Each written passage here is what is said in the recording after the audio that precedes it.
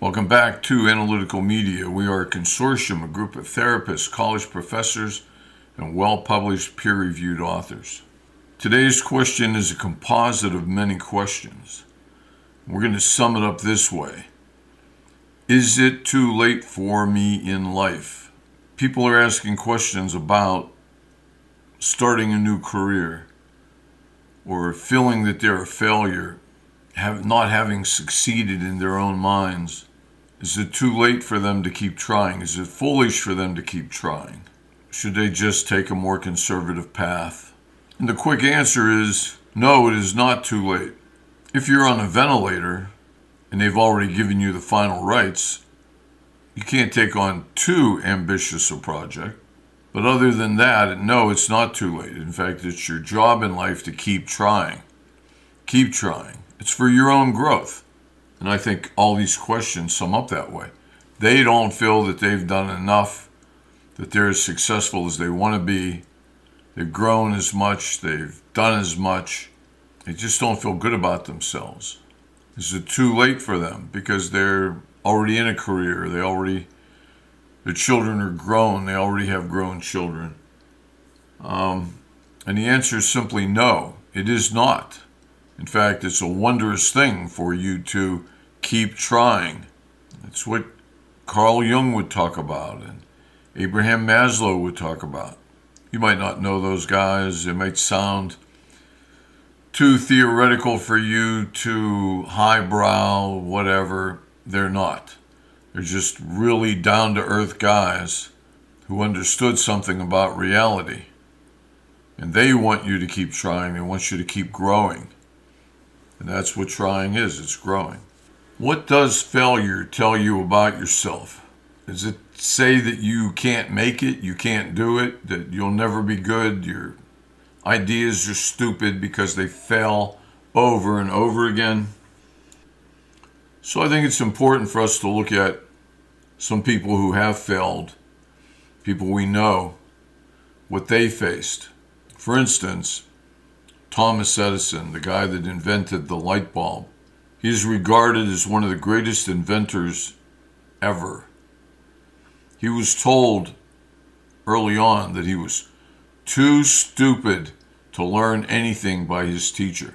Let's do it again. His teacher told him he was, quote, too stupid to learn anything. And he invented the light bulb. It's a name you still know, Thomas Edison. And early on, he kept getting fired from his jobs. He says that he made about 1,000 failed attempts before he perfected the practical light bulb. He called it 1,000 steps to success. He could have called it 1,000 failures that lead to success. He also invented, by the way, the phonograph and motion pictures. It is reported, and I can't swear that this is true. I can about other things, but it's reported that J.K. Rowling, before becoming a billionaire author, she was a single mother on welfare, she had depression, and she had divorce. Her Harry Potter manuscript was rejected by 12 publishers. She kept submitting it until one accepted it, leading to a global phenomenon with over 500 million books sold and a number of blockbuster films. That's what's been reported. That's what's in the media. I don't know for sure if that's true. Take it with some doubt, some skepticism. But you'll see it reported over and over again. Abraham Lincoln, perhaps one of the greatest presidents, well, definitely one of the greatest presidents, perhaps the greatest. The only thing that would say otherwise to me would be George Washington, who was an unbelievable guy. But Abraham Lincoln, who certainly died for his country, he died ending slavery. Don't look at the nonsense that people try to give you, that Abraham Lincoln, he wasn't so good. Abraham Lincoln, Abraham Lincoln, he died to end slavery in this country. That's my opinion, but it's a goddamn good one. I've studied this extensively, He experienced massive political and personal failure. He lost many elections for the Congress and the Senate. He failed in business. He had a nervous breakdown, yet he kept trying and was elected the 16th U.S. president, guiding the nation through the Civil War and abolishing slavery. People should remember that. How many white people died to free black people, people of color? It's the truth. Shouldn't thank them for it. I don't expect anyone to thank those white people who died. They did it because they knew it was right. It was the right thing to do. End slavery. And anyone that supported it, anyone who supported slavery was purely evil. Purely evil. Good people ended slavery, and many black people died, ending slavery also. That was a bit self-serving. You fight for yourself, but there were many white people then, and in the civil rights movement in the 60s, there were many white people who died, suffered, to help their brothers who were a different color. But they were their brothers. Walt Disney was fired from his newspaper job for, quote, lacking imagination. That's Walt Disney. He started an animation studio. It went bankrupt. He developed a character that was pretty good called Oswald the Lucky Rabbit. He lost the rights to that. He kept going, failure after failure after failure, and created Mickey Mouse and built Disney into a global entertainment empire, Disney World, Disneyland, and others. And Kentucky Fried Chicken's own Colonel Harlan Sanders was rejected by over 1,000 restaurants when he was in his early 60s, living on a small Social Security check. He went around and sold franchises to his Kentucky Fried Chicken and turned it into a worldwide fast food giant. If you've had Kentucky Fried Chicken, you know there's something very special about that chicken. It's expensive, but it always was. But it's special. Everybody's tried to copy it, but everybody at home has tried to make some. They look for recipes. Can't do it. It's some good stuff. He didn't quit. He was in his 60s, retired, when he started that empire. Supposedly, accordingly, I don't know, James Dyson, who created the Dyson vacuum cleaner, supposedly failed 5,126 times before succeeding at creating the bagless vacuum cleaner. That was over a 15-year period. But he didn't quit. It's not too late, is the point. It is not too late. Not until you hear that final beep on the heart monitor where you flatline. Then you can't do too much then. But before then, you can do a lot. Again, sticking with a modern theme, Steven Spielberg supposedly was rejected twice by the University of Southern California's film school and faced many career struggles. He had it tough. He didn't quit. He also created movies like Jaws, E.T., and a lot of good stuff. He has won multiple Oscars. Now, if we go back in history a little bit to people that I can guarantee you this is true, at least it's historically accurate, that I can guarantee you. Winston Churchill, who headed up England, he was the Prime Minister of England during World War II. He was one of the people. He was considered one of two persons who were influential in winning World War II. If it wasn't for Winston Churchill, there's a pretty good chance we'd be speaking German, maybe with a little bit of Japanese today. Now, that's no slight to German people who all speak German today, nor Japanese who all speak Japanese today. It's just that in America, we just wanted to continue to speak English. And in England and Great Britain, they wanted to continue to speak English. They didn't want to speak German. or Japanese. He was really important. If you don't know your history, he was really important. But he failed the 6th grade. He couldn't pass 6th grade. Did you pass 6th grade? I guess that means you're smarter than Winston Churchill. Did you go on to 7th from 6th? Smarter than Winston Churchill. He failed it. They kept him back. He had to do it over again. And he lost almost every election until he ran at age 62. And it would include all the elections that he ran to join the parliament. He faced political exile and criticism for much of his career. However, his persistence paid off for himself and for Great Britain and the United States. Think about that. He was not successful until the age of 65. He had failed over and over and over again. And then he won the election. He became prime minister at age 65. And he guided Britain through an unbelievable period where its very existence and the lives of the people of Great Britain were at risk. Albert Einstein was labeled early on as mentally slow, one of the greatest brains of all time, and a very nice, humble human being, was called mentally slow by his teachers. And he couldn't speak well until age 4. He had trouble with his speech.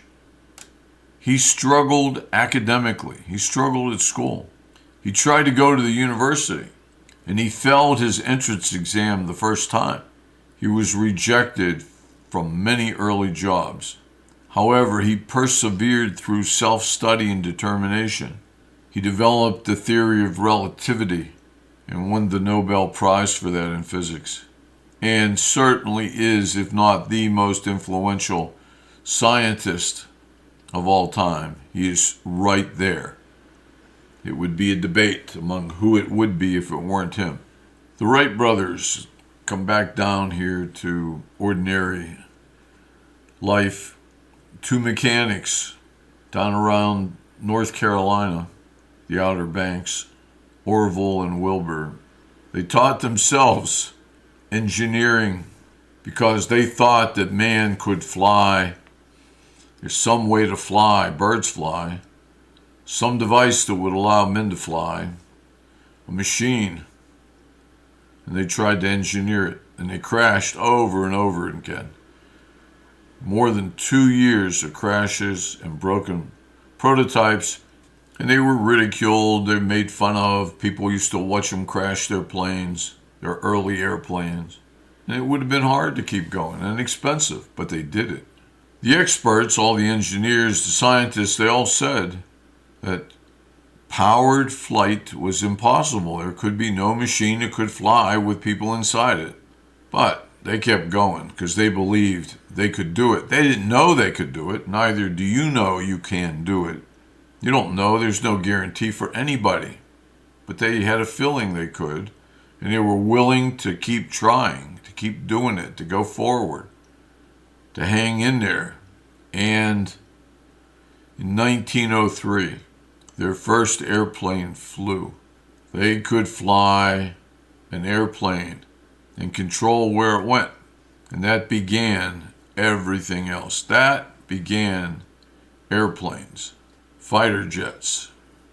It was the beginning. Nobody thought you could do it. The experts said you couldn't do it. They did it. Nobody believed in them, but they kept trying. I can't say that they believed in them. They probably were filled with doubt, but they kept trying. They thought it would work. They weren't willing to stop. They didn't need a guarantee to keep trying. You don't need a guarantee to keep trying. You just need to believe in yourself and understand most great things were designed, invented by people who failed over and over and over again.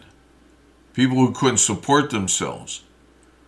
People who did very poorly in life. They succeeded and changed the world. Isaac Newton, the guy that rewrote physics, the guy who even to this very day, is studied for his work in physics and mathematics and optics, which led to his laws of motion, gravity, and calculus, that we still study it today. People study it today. It works. It's good. He got pulled from school at 17 because they thought he was dumb. They thought he would never amount to anything. And so they brought him to the farm to work the farm. Eventually, the farm failed. Nobody believed in him. And again, I don't know that he believed in him, but he wasn't going to stop. He was going to keep trying because something inside said, do it. Keep trying. And he probably would have been more practical to get a job in a textile factory or on board a ship. But he succeeded. And even if he hadn't, he did the right thing. That helped his growth. His failures, when A failed, which led to B, which B failed, led to C, he knew more at C than he knew at B. And he'll know better when he tries D and E. He's growing. And that's what self-actualization and individuation is all about, self-growth. It's very important. Soichiro Honda, Japanese guy, a businessman. Of course, that's the same Honda we see on cars. Same guy, same company. His early businesses, he had a piston ring business. Piston rings go on the pistons that fit into the engine of your internal combustion vehicles. It failed multiple times, the company. He couldn't do it. The piston rings were not good. He was poor, and his businesses kept collapsing. However, he thought he could fix it. He didn't know how to fix it, but he was going to keep trying, and he succeeded. And after he developed the piston rings, he started to make motorcycles, and the company became Honda Motor Company. So that came from the destruction of Japanese industry. It all started after World War II, and he made it. Now let's talk about music for people who want to play the guitar or start a band or play the keyboard. Beethoven, as a young music student, his music teacher called him, quote, hopeless. Now, the name of his music teacher is long gone. However, the hopeless student, Beethoven, everyone knows that name. You still hear his music in commercials all the time. And he started to go deaf in his late 20s, and it got worse and worse. Yet he composed some of his greatest works, including symphonies numbered 5 to 9, while profoundly deaf. He was deaf, completely couldn't hear. He persevered through isolation and frustration and created timeless masterpieces that redefined classical music. We are all familiar with Van Gogh, his Starry Nights painting. Probably every art student has copied that painting or tried to, done some variation of it. Am I right? Art students, let me know. He sold only one painting in his entire lifetime. Think about it. Here's an artist. He devotes his life to painting in impressionistic style. His whole entire life. He only sold one painting in his entire life. How did he live? His brother supported him. He lived very poor. He lived in poverty. And his brother gave him money for food and for a poor, unheated place to live and to paint. He was in and out of mental hospitals. He spent a great deal of time in mental hospitals, but it didn't stop him from painting. He entered his paintings in competition after competition. He lost them all. Sold one painting in his whole lifetime. He painted more than 2,000 pieces of art. 2,000 paintings. Never sold more than one of them. However, if you come across one of the other 1,999 paintings, hold on to it because you're set for life. That's going to be worth multiple millions of dollars. He couldn't sell more than one painting. One. And he's considered one of the greatest artists of all times. And finally, as we look at this, let's look at Nelson Mandela. He was imprisoned for 27 years because he was guilty of being black in a country that didn't like black people so much. While imprisoned, he endured very harsh conditions. They wanted him to change his story and stop being this radical guy who claims that black people are equal to white people. Nelson refused. He spent 27 years in prison. He did nothing wrong. After he was released, he led South Africa through peaceful transition to democracy, becoming its first black president and a global symbol of reconciliation and perseverance. He never gave up. You don't have to become a Nelson Mandela or Isaac Newton or Thomas Edison. That's not the issue. It's not the point.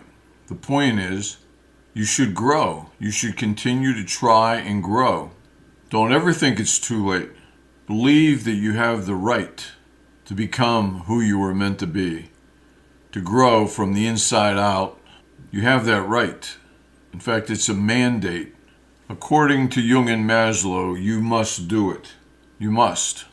If you want to be healthy, you want to avoid mental illness, you want to be happy, lead a meaningful life, you must continue to grow, to become what you were meant to be, who you were meant to be, who you really are on the inside.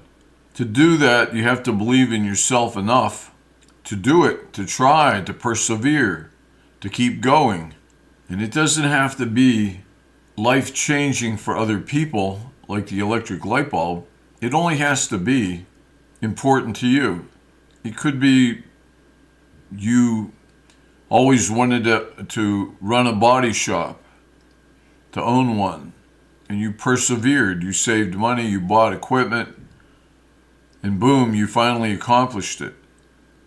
There's a lot in there. It's more than a business. It's more than the money it's bringing into you. It's all the planning, overcoming all the obstacles, what you thought, how you did it, fears and doubts, things that all got put away because you persevered.